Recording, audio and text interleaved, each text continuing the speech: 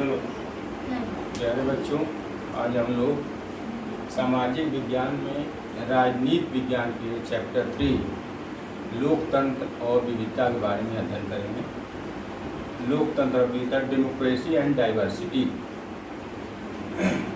लोकतंत्र में हम लोग जानते हैं कि जहाँ चुनी हुई जनता द्वारा चुनी हुई सरकार होती है उसे लोकतंत्र कहते हैं। और विविधता लोकतंत्र में भाषा, धर्म, जाति, लिंग, समुदाय, कबीले के आधार पर विविधता पाई जाती है। तो लोकतंत्र अनेक विभिन्नताओं, अंतरों और असमानताओं के बीच सामंजस्य स्थापित करने का काम करता है। इसको हम लोग एक उदाहरण द्वारा समझेंगे। जैसे मैक्सिको में ओलंपिक की कहानी। तो मैक्सिको में ओलंपिक खेल का आयोजन सन 1968 ईस्वी में हुआ, जिसमें 200 मीटर की दौड़ का आयोजन हुआ।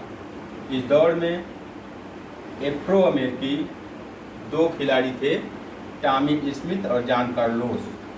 एफ्रो अमेरिकी वो है जो बहुत पहले अफ्रीका से अमेरिका में आए थे और वे अपने को अमेरिका का मूल निवासी कहते हैं।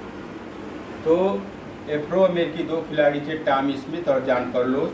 इन्होंने 200 मीटर की दौड़ में स्वर्ण पदक और कांस्य पदक जीता। टॉमी स्मिथ ने स्वर्ण पदक जीता और जॉन कार्लोस कांस्य पदक जीते। दोनों श्वेत थे। दोनों खिलाड़ी जब पुरस्कार वितरण समारोह में पहुंचे तो ये दोनों केवल मोजा पहने हुए थे, जूता नहीं पहने थे। वो यह दिखाने की कोशिश करते थे कि अमेरिका में अश्वेत लोग बहुत गरीब हैं। और टॉमी स्मिथ अपने गले में काला मफलर लपेटे हुए थे, जो अश्वेतों के आत्मगौरव का प्रतीक है। और जॉन कार्लोस एक काले मलकों की माला पहने हुए था, जो यह दिखा रहा था कि जो मारे गए अश्वेत लोग थे उनकी याद दिला रहा था। और दोनों खिलाड़ी मुट्ठी बांध कर और सर नीचा करके खड़े हुए थे। तो अब इसी में एक खिलाड़ी थे ऑस्ट्रेलिया के पीटर नॉर्मन। पीटर नॉर्मन रजत पदक जीते थे, जो कि श्वेत थे। और उन्होंने अपनी जर्सी पर मानवाधिकार का बिल्ला लगा रखा था और वे इन दोनों का समर्थन कर रहे थे, यानी रंग भेद नीति का विरोध कर रहे थे। टॉमी स्मिथ और जॉन कार्लोस के इस कृत्य के लिए ओलंपिक यूनियन संघ ने नियमों के खिलाफ पाया और टॉमी स्मिथ और जॉन कार्लोस से पदक वापस ले लिए। और इसका खमियाजा ऑस्ट्रेलिया के पीटर नॉर्मन को भी भुगतना पड़ा, जो कि श्वेत थे। उनका भी पदक वापस ले लिया गया था और अगले ओलंपिक खेल में ऑस्ट्रेलिया ने उनको खेल से बाहर कर दिया। तो टॉमी स्मिथ और जॉन कार्लोस और पीटर नॉर्मन तीनों ने अंतर्राष्ट्रीय बिरादरी का ध्यान रंग भेद नीति पर आकर्षित किया और पूरे विश्व का ध्यान इस पर गया। अब अगला इसी में है सामाजिक भेदभाव की उत्पत्ति। यानी सामाजिक भेदभाव की उत्पत्ति कहाँ से होती है? यानी सामाजिक विभाजन अधिकांशतः जन्म के आधार पर होता है, धर्म के आधार पर होता है, शिक्षा के आधार पर होता है, पेशा के आधार पर होता है। सामाजिक विभाजन अधिकांशतः जन्म के आधार पर होता है। जो व्यक्ति जिस परिवार में या जिस समुदाय में जन्म लेता है वह उसी का हो जाता है। जैसे जो कुछ लोग अमीर परिवार में पैदा होते हैं तो जन्म से अमीर होते हैं, कुछ लोग गरीब परिवार में पैदा होते हैं तो वे गरीब रहते हैं।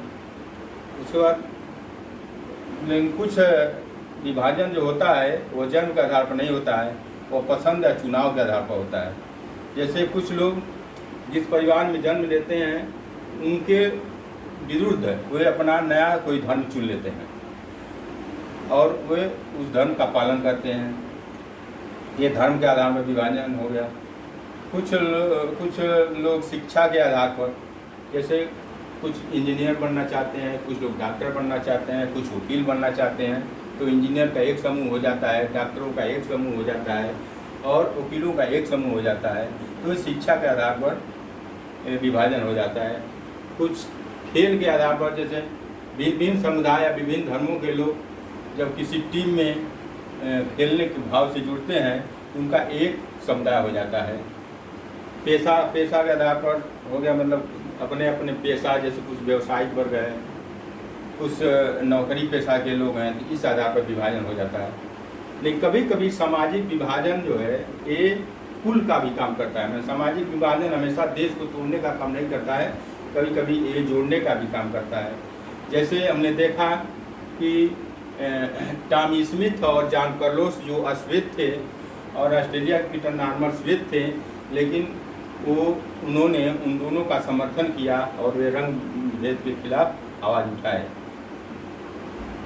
अब अगले वीडियो में हम इसके आगे पढ़ेंगे।